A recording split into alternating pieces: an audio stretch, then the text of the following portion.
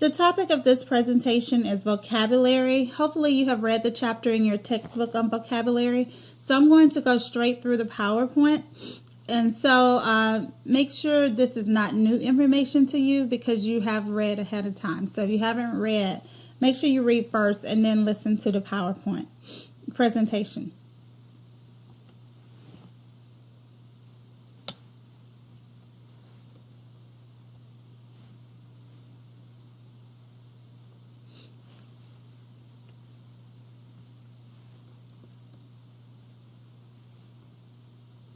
Okay, the National Reading Panel suggested that there were 5 ways to effectively teach and reading, which you should know are phonemic awareness, phonics, fluency, vocabulary, and comprehension. Today's focus is going to be on vocabulary, and you'll see the importance that vocabulary plays in students actually being able to comprehend text. So vocabulary is the knowledge of words and word meanings. So again, if you have taught decoding, which you should be familiar with how to teach decoding now. And even if students are fluent, meaning they have accuracy with decoding, they can read at a reasonable rate and they can use expression or prosody or intonation. If they don't know the meaning of the words that they're reading, they still will not be able to comprehend. So in essence, vocabulary is the glue that holds stories, ideas, and content together, making comprehension accessible for children. So, again, if you don't know the meaning of the words, then you won't be able to comprehend. And so it's also linked to academic success. Again, it's critical to reading comprehension, and it determines success in learning from text. Components of effective vocabulary instruction. This is key number 1. Make sure students are engaged in wide, independent reading, meaning that they're reading from a variety of different genres. That's how they pick up different vocabulary words and the meaning of those words. Being able to read from, say, a sci-fi book or a magazine or a scientific journal and so forth. And so they're picking up different vocabulary that way. That's one of the best ways to improve their vocabulary is through wide reading or wide independent reading. And then instruction in specific words to enhance comprehension of text containing those words. And then instruction in independent word learning strategies, which you have some in your textbook, different vocabulary strategies. And then you have a whole section in your textbook on word consciousness and wordplay activities to motivate and enhance learning. So if you look at that chapter on vocabulary, you'll see several different wordplay activities and games that you can use, such as hinks, pinks, hinkety, pinkety, and so forth. And we'll look at some of those toward the end. 2 key things you need to know. There are 2 types of vocabulary. There's receptive vocabulary and there's productive vocabulary. If you think about it, receptive means to receive. So the 2 ways that you receive vocabulary is through listening and reading. So the oral way that you receive vocabulary is through listening. And the print way that you receive vocabulary is through reading. And then you produce vocabulary 2 ways. The oral way that you produce vocabulary is through speaking. And then the print way that you produce vocabulary is through writing. So again, the 2 types of vocabulary is receptive and productive. You may see it in some texts as receptive and expressive, meaning you can produce it or you can express it. So if you see receptive and productive or receptive and expressive, they're the same thing. So 2 ways to express it would be through speaking and writing. The 7 principles of vocabulary instruction. This, and you can look at the authors below in parentheses, but this is one of the ways that you can, if you give students vocabulary words and you're unsure if they know the meaning, you can give them like a vocabulary rating scale, and that's where this research comes from. But it really helps because if you give them a list of words, it'll let you know as a teacher what words that the students already know, versus you teaching words they already know and which words they don't know. So you can make a little chart, and you can Google vocabulary rating scale, and you'll get tons of rating scales. But you would give them a word, and they can rank it or rate it as, I never saw it before.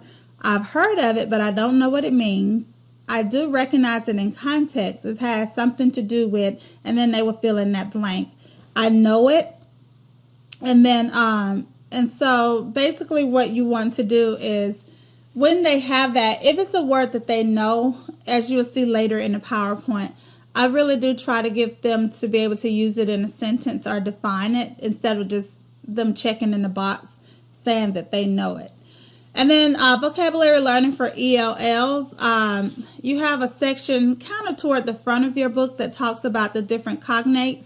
So the use of cognates is a valuable source of information that can be used to support reading comprehension.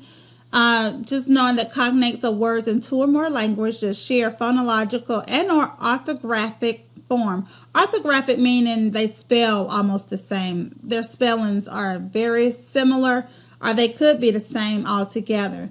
And they may be related semantically. Semantically meaning meaning-wise, they are related. And so fully fluent bilinguals are sometimes confused by false cognates, or words that are similar in appearance, however vastly different in meaning.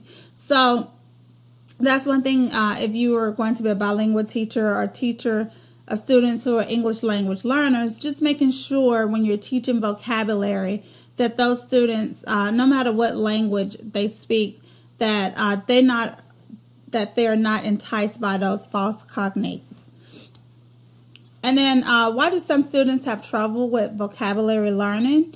It could be a lot of research that's out there that says because of low SES. I think I shared with you all at the beginning of the semester the difference between blue-collar households, white-collar household, and kids who are receiving, families who are receiving social services. So that's called the Hart and Risley study. You can look that up, HART and Risley, RISLEY, 1995 study. It could be their linguistic background as well, and then also their learning abilities. They could be non-native English speakers, or they could have some type of speech or communication disorder or delay.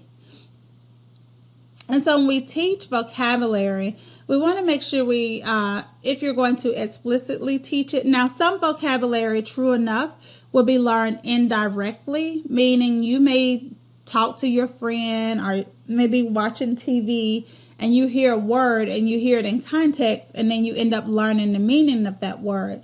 Whereas that's not explicitly teaching it. That's kind of indirect. But if you're going to explicitly teach vocabulary and there's vocabulary you want students to know, you need to make sure that you can differentiate between examples and non-examples. And you'll see that with the concept of definition map in just a second.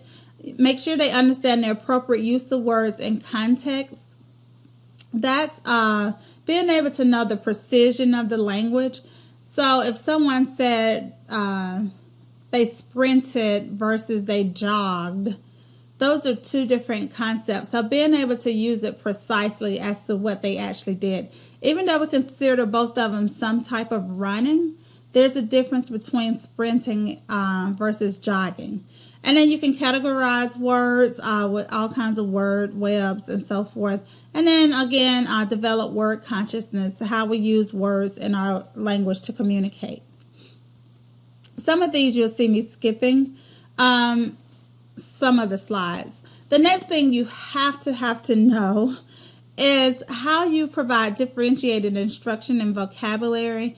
You have to know that vocabulary, I don't care if you go to any vocabulary workshop once you start teaching, and for those of you that could be teaching or out in the schools or you're a teacher's aide, you probably won't go to not one vocabulary workshop that doesn't talk about the Beck and McGowan tiers of vocabulary.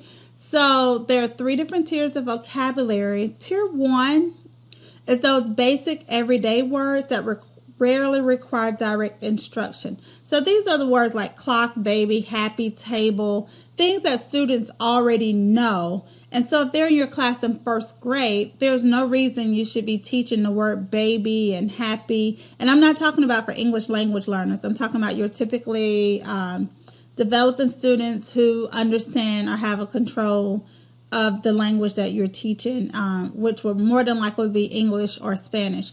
And so you don't really need to teach these words. These are words they use in their general everyday language. They're very basic words.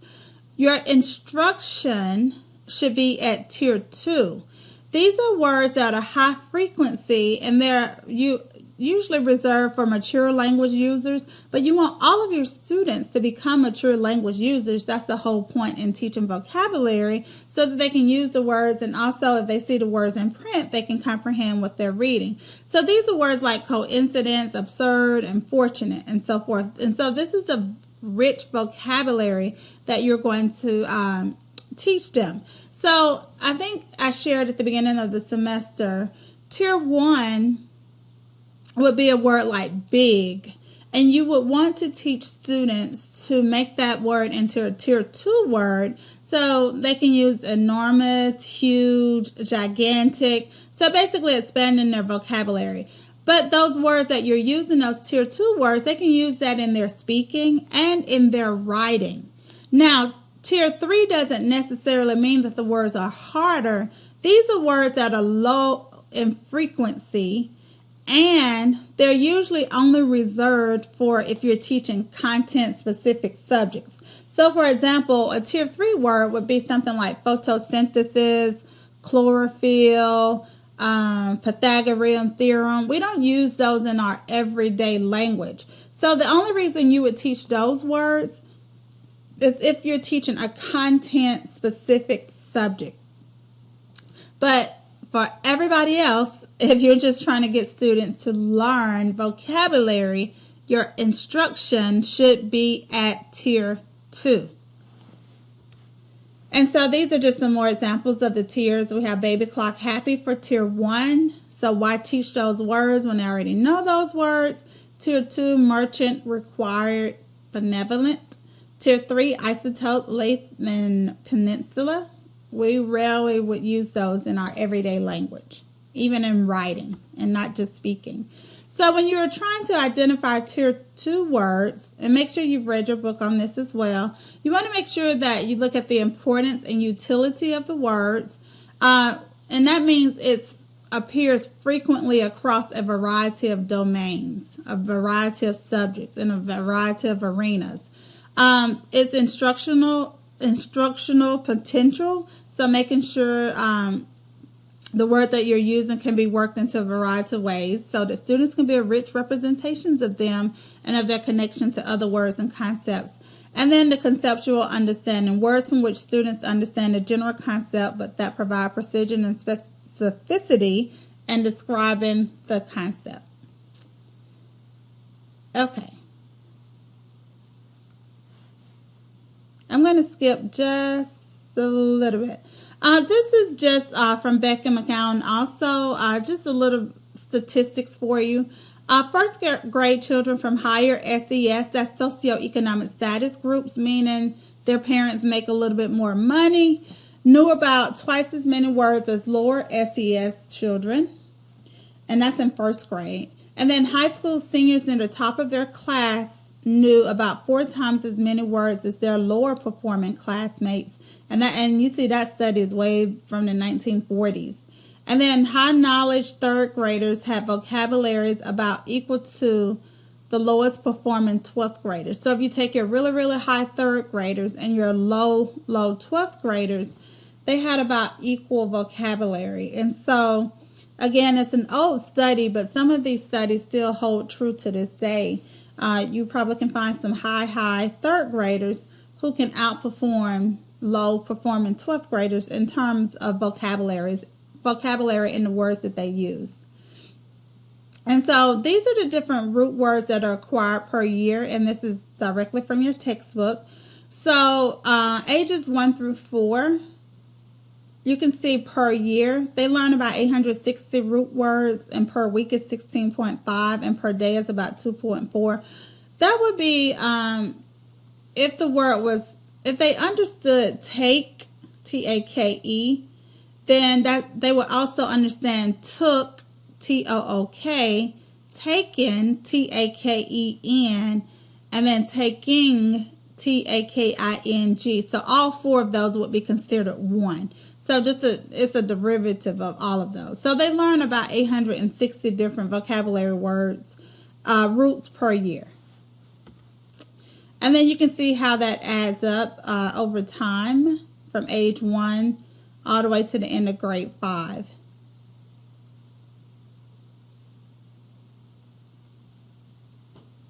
So I'm going to go over a few vocabulary strategies that you should be familiar with. The first one is a word web, and a lot of these came from fcrr.org, the website that I showed you all at the beginning of the year that had the student center activities that you can make like literacy centers for your classroom. So a lot of these activities came from ideas from there or just from your textbook as well. So the first one is a word web, and so I'm sure most of you are familiar with a word web, but you will put your keyword in the middle. So our keyword is clear, and then the students will web and come up with as many definitions as they can for the word clear. So clear could mean easily understood, to remove, and then cloudless. And they can do these in a vocabulary journal for each one of their vocabulary words that week if they had 10 vocabulary words, just so they understand the multiple meanings of some of the words that they will be using. And then you can do the same as with trunk. So trunk can be an elephant's nose. It could be a part of the body. It could be part of a tree. It could be like swimming trunks. And I'm sure you all can think of many, many more. A storage trunk. And so they could web these out, all the different definitions they can come up with, again, so that they can see the multiple meanings of just that one specific word, trunk. You can do it with antonyms and synonyms. So hot, and then antonyms would be the opposite of hot, and students come up with definitions. And then synonyms would be the same. So they would come up with definitions of words that mean the same as hot. Semantic feature analysis in your textbook is just one good way to compare vocabulary words. Also, you may see semantic feature analysis when you go out and buy a car or new electronic device. It'll have whatever model, the different models. So if it's a Lexus, it'll have, and I don't even know all the models of Lexus, but it'll have them lined up. And then one may have a navigation system, so it'll have a dot under that model. One may have powered seats, and so it'll have a dot under that model and so forth. This is the same idea, so students can compare and contrast. So if the word, your category is boats, you have all the different boats listed. And then you have oars, motors, sails, and anchor. And then students will go across and determine if a ferry has oars, does it have a motor, does it have sails, does it have an anchor, and if it does, they can put a check or a little plus in that box. And then they will do the same thing for all of them, and then you can see and compare those different types of boats. And there's an example in your book, and you can also Google semantic feature analysis and be able to see different completed ones of those. The next one is a concept definition map. Again, this one will really help with showing students some examples and non-examples. And so here's an example of one. So our large category is communication, and our keyword is television. And so what you want to show is some examples of TVs and some non-examples of TVs. And as you can see, examples include the different models, flat panel, HD TV. Non-examples would be computer, telephones, and so forth. And you're going to tell what is it like. Or you can put definitions there, and that's where you're going to describe your keyword. And so you can do this with students so that, again, they can see the whole picture of the word, making sure they're not confusing it with another word. And then root word tree. We talked about root words a little bit. So if my root word is fun, P-H-O-N, fun means sound, then I know all of these words that are listed on the tree have something to do with sound. Even though they may have different meanings, they have something to do with sound. So, for example, xylophone is the instrument that plays sound. Phoneme is the smallest unit of sound. Microphone is how you amplify sound. Phonology is the study of sounds. Megaphone, again, you amplify sounds. Phonetics is the study of basically sound and letters, like phonics. And then telephone, sound travels through in order to communicate with someone. So it's just a really, really good way to teach, especially when you get around third grade, I would say, teach vocabulary is to teach those root words, because with those root words, they're able to learn other words. And even if they don't know those other words, if they see the root in that word, they'll know what it has something to do with. The same as spect, S-P-E-C-T, is a root. Spect means to look. So if I had the word respect, that means to look up to somebody. If I had the word circumspect, that means to look around. If I had retrospect, that means to look back. Spectacles are glasses so that you look out of. If I'm a spectator, I'm at a sporting event perhaps, and I'm looking at someone. If someone is a prospect, that means that maybe they're going to get a football scholarship, and so I need to, that person is kind of being observed by that university or whatever, so that they may offer them a scholarship. So again, once you teach those root words, and there are tons of Latin and Greek root words that if students knew would also enhance their vocabulary. And these are just some examples of the ones that I just used. Inspect, I don't think I used, but inspect means to look at something closely. And then the same as with script. Script means to write, or S-C-R-I-B, scrib. And so these are some examples. So again, even if students didn't know these words, if they saw S-C-R-I-B or script in it, they know it has something to do with writing. And so real quickly, the National Reading Panel, again, suggested there were 5 pillars to effectively teaching vocabulary. And so this is what they had to say about, not effectively teaching vocabulary, effectively teaching reading. And this is what they had to say about vocabulary. So vocabulary instruction does lead to gains in comprehension, but the methods must be age and ability appropriate. So again, when I talk about Latin and Greek root words, that may not be appropriate for a pre-K student. So it's usually introduced later around third grade. So making sure it's appropriate. The use of computers in vocabulary instruction was found to be more effective than some traditional methods in a few studies. So the use of computers, if you have computer games and so forth.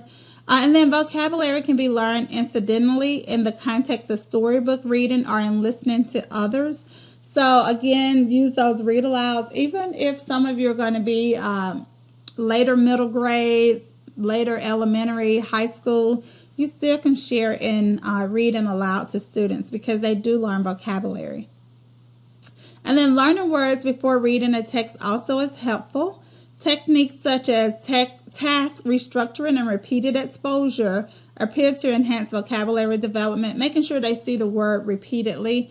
I've heard sometimes, and I don't know if this, I can't remember the quote where I got it from, but sometimes it takes about 14 times seeing a word through repeated exposure before it's actually ingrained in that person to be able to use it themselves expressively. And that's not with all words, again. And then substituting easy words for more difficult can assist low achieving students. And that's all that I have on vocabulary. So just to review, there are 3 tiers to vocabulary that you need to be familiar with. Tier 1, Tier 2, Tier 3. Your instruction should be at Tier 2. Tier 1, you should not have to teach those words. Those are your basic everyday words. Tier 3, you're only teaching if you're teaching a content-specific subject, or maybe you're reading an informational text and you want to teach them the technical vocabulary in that informational text. But the words that you want them to use every day in their expressive language, whether it's through writing or speaking, that instruction should be at Tier 2. Also, you want to make sure they're engaged in wide reading, so making sure they're reading from a variety of genres and not just the same genre, not just the same thing. And vocabulary is a subcomponent of comprehension, meaning that you can't comprehend if you don't know the meaning of the words. So make sure you've read your chapter on vocabulary as well, and know that there are two different types of vocabulary, which I discussed earlier, receptive and productive, or receptive and expressive. And that is it for vocabulary.